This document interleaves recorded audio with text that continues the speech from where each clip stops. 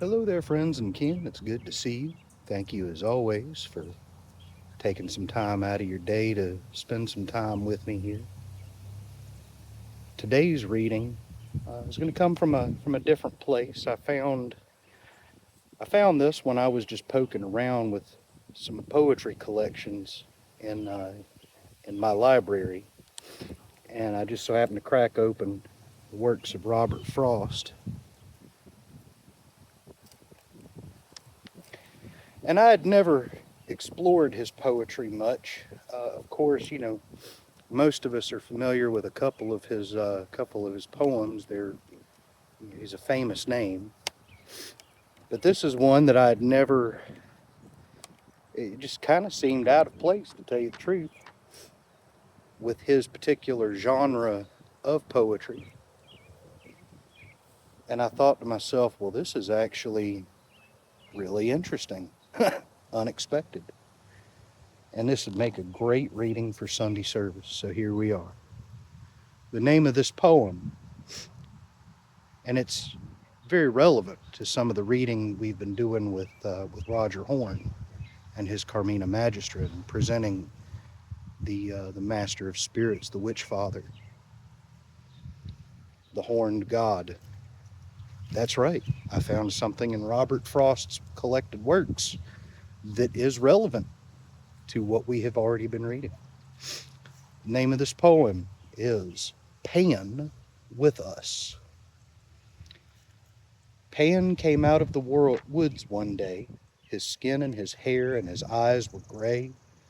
The gray of the moss of walls were they, and stood in the sun and looked his fill at wooded valley and wooded hill.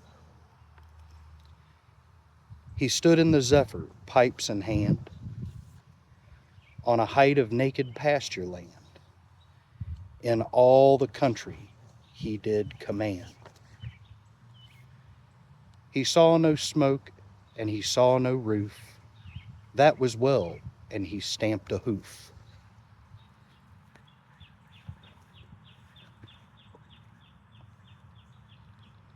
His heart knew peace, for none came here to, to this lean feeding save once a year.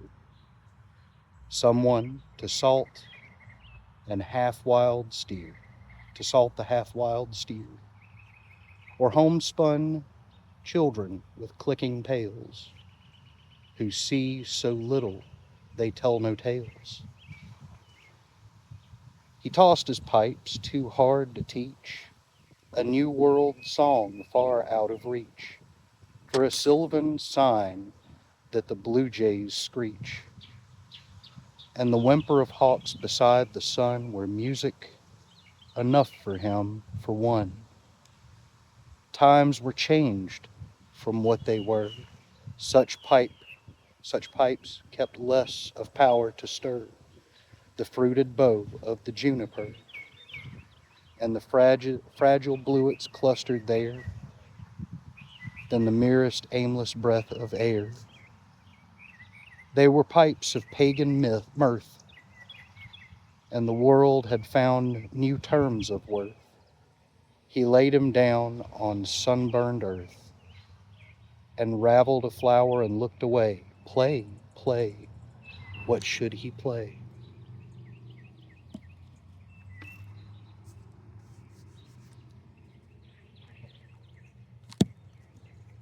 I think there's a good bit to unpack there, depending on how deep we want to go with it. But, I almost forgot what I'm smoking on today. This is the Oblongata cigar by Asylum 13. So our poem, to me, what Frost is getting at here, he's writing about the experience of Pan, which in the mind of the Victorian and Edwardian world was the expression of the wilderness, the rural area, the god of pastoral land, country life, and wilderness. And you can actually dig up quite a bit on this. The resurgence of Pan and how he pops up all throughout Romantic era poetry and Victorian and Edwardian uh, literary works. And there was this fascination with him, particularly in England. And there was just a lot of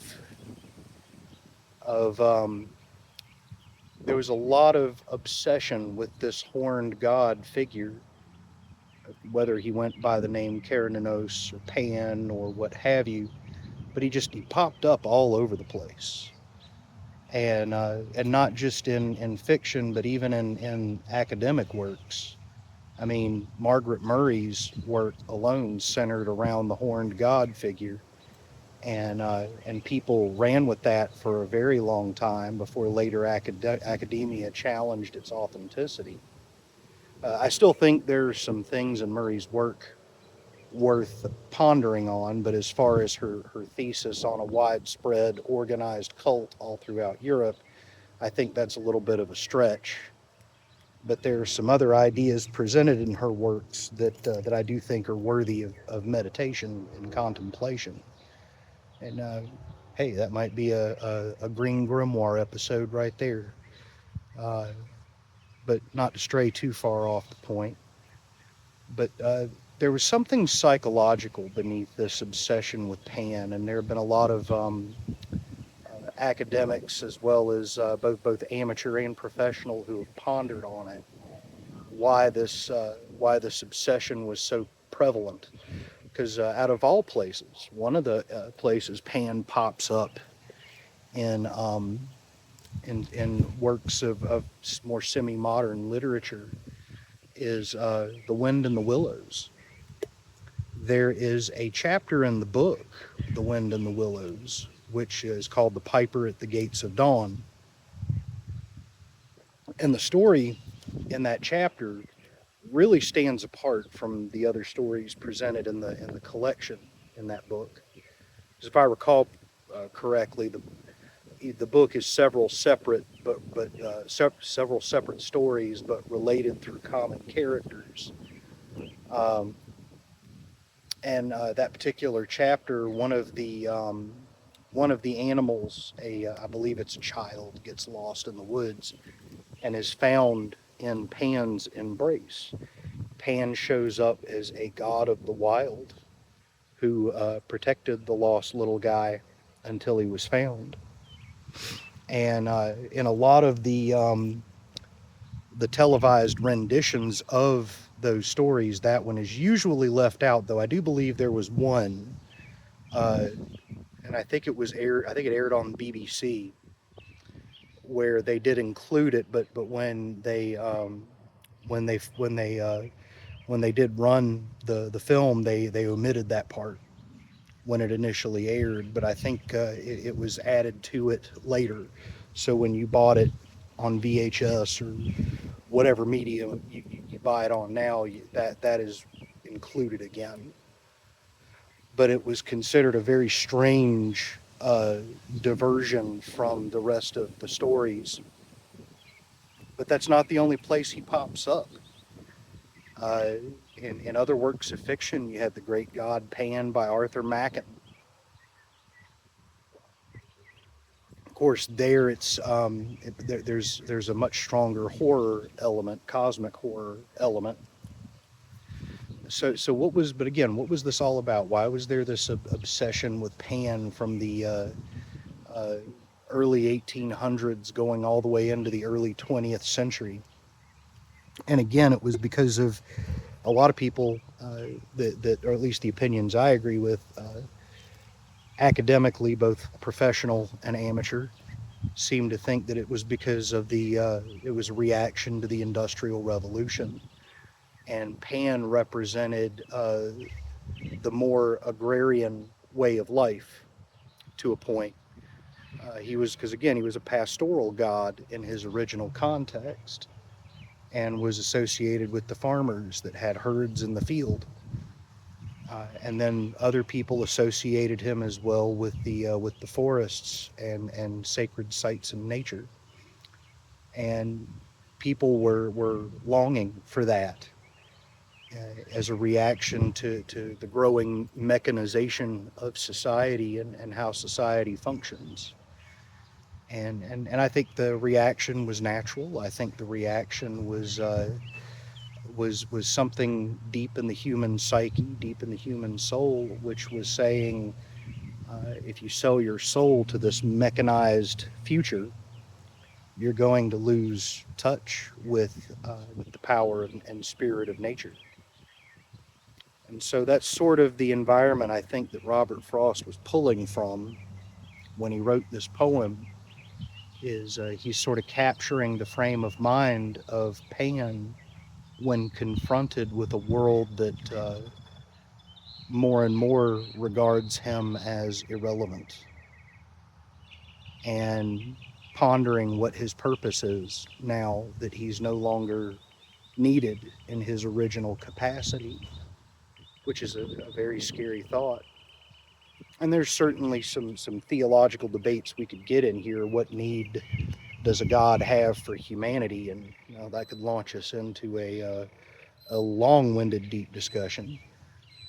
But I think Frost was sort of echoing that same idea of how sad it is when we walk away from the things that actually sustain our life, and then those things no longer have a place in the world of man. That's not an advancement. That's not an evolution on man's part. That's a that's a severance from source, is what it is. Even though we still very much depend on nature, we our awareness seems to no longer focus on it anymore. And I think that's a very sad thing. And I think that's why Frost presents Pan as sort of at the very end going, what should I play? Because no one really cares to hear anymore. And that's a sad state of affairs. And after I read that, I thought to myself, my first initial gut reaction was, I'd love to hear Pan play his pipes. You can play for me, Pan. I'll listen. I'll listen as long as you want to play. And I wonder what smile that would put on his face. That idea is sort of the cornerstone in a very substantial way to my spiritual path, is learning how to listen again.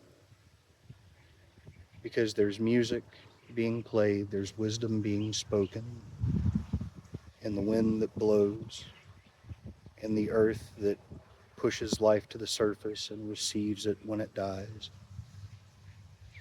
Wisdom and music